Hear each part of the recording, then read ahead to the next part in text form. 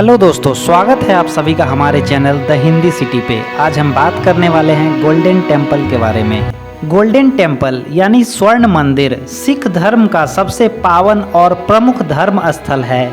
इसे श्री हरमिंदर साहिब और दरबार साहिब के नाम से भी जाना जाता है।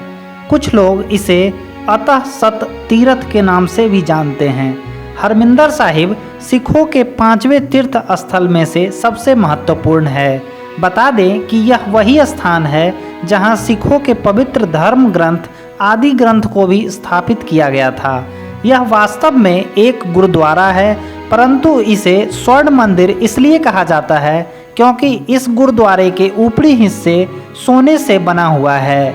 स्वर्ण मंदिर पंजाब राज्य के अमृतसर शहर में स्थित है। पंजाब आज गोल्डन टेम्पल के नाम से सिर्फ भारत में ही नहीं बल्कि पूरे विश्व में प्रसिद्ध है। स्वर्ण मंदिर के इतिहास पर नज़र डालें तो दरबार साहिब का निर्माण 1588 ईस्वी में शुरू हुआ था।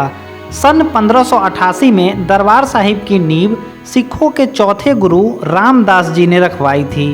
गुरु रामदास जी का मानना था कि दरबार साहिब में गैर सांप्रदायिक लोग भी एकजुट होकर ईश्वर की आराधना कर सके, इसलिए उन्होंने इसकी नींव लाहौर के सूफी संत मियाँ मीर से रखवाई।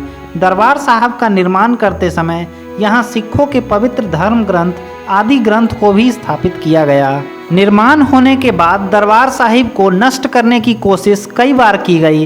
कुछ लोग सफल भी हुए, लेकिन कहावत है ना, मुद्दई लाख बुरा चाहे तो क्या होता है, वही होता है जो मंजूरे खुदा होता है। इसे जितनी बार तोड़ने की कोशिश की जाती थी उतनी ही बार इसे फिर से बनवा दिया जाता था। 19वीं शताब्दी में अफगान हमलावरों ने दरबार साहिब का एक बड़ा हिस्सा नष्ट कर दिया। फिर इसे महाराजा रंजीत सिंह ने बनवाया। उन्होंने न सिर्फ गुरुद्वारे का निर्माण कार्य पूरा करवाया बल्कि इसके ऊपरी हिस्से को सोने की परत से सजवाया। तभी से इस मंदिर को स्वर्ण मंदिर कहा जाने लगा। स्वर्ण मंदिर के चारों दिशाओं में गेट बने हुए हैं, जिससे ये पता चलता है कि यहाँ कोई भी जाति या धर्म के लोग गुरुद्वारे में आ सकते हैं। पहले के समय में कुछ विवाद और समस्या के कारण कई और मंदिरों में दूसरे धर्म या संप्रदाय के लोगों को जाने की अनुमति नहीं रहती थी, लेकिन इस गुरुद्वारे में शुरू से ही सभी धर्म के लोग आ जा सकते थे। यहाँ न पहले किसी प्रकार का रोक लगाई जाती थी और न ही आज लगाई जाती है। स्वर्ण मंदिर का इतिहास यहाँ गुरुद्वारे के दीवार पर देखा जा सकता है। यहाँ की दीवारें पर गुरुमुखी लिपि, जो सिखों की भाषा है, में इतिहास लिखा हुआ है। अब जानते हैं स्वर्ण मंदिर में अकाल तख्त क्या है। अकाल तख्त का निर्माण 1606 में किया गया था। ये अकाल तख्त आपको गुरुद्वारा के बाहर निकलते ही सीधे हाथ पर दिखेगा। अकाल तख्त का मतलब है कई काल से परमात्मा का सिंहासन।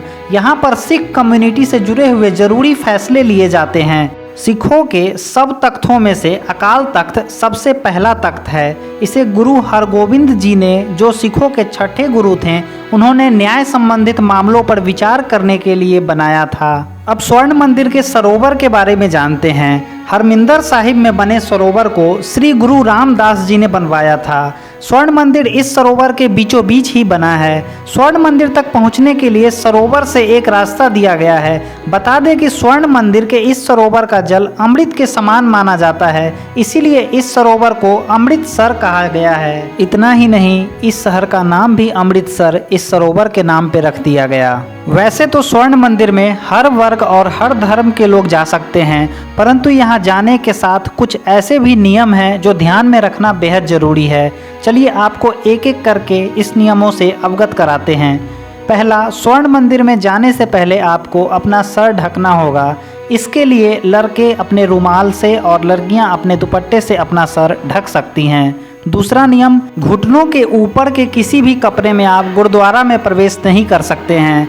बेहतर होगा कि आप यहाँ पूरे बदन ढके हुए कपड़े ही पहन कर आएँ। तीसरा नियम, मदिरा, मांस, सिगरेट या ड्रग्स का सेवन करके यहाँ आना मना है। चौथा नियम, स्वर्ण मंदिर के अंदर तस्वीर लेने की अनुमति नहीं है। अगर आप तस्वीर लेना चाहते हैं तो इसके लिए आपको विशेष अनुमति पहले लेनी पड़ेगी। 5वां नियम, स्वर्ण मंदिर में शांति बनाए रखने की सलाह दी जाती है। यहाँ शोर करना या ऊंची आवाज में बात करने की मनाही है। अब जानते हैं स्वर्ण मंदिर के लंगर के बारे में। लंगर गुरुद्वारे में दिए जाने वाला भोजन को कहते हैं। लंगर की प्रथा 25वीं सदी में सिखों के प्रथम गुरु नानक देव जी ने शुरू की थी। आप यहाँ पर कभी भी किसी भी समय जाकर लंगर से भोजन कर सकते हैं। यहाँ पर सेवादार वो आपको भोजन परोसते हैं। यहाँ का लंगर इतना विशाल है कि इसमें एक बार में 5000 लोग एक साथ बैठकर भोजन कर सकते हैं। यहाँ पर रोजाना अनुमानित 30 से 40 हजार लोग भोजन करते हैं।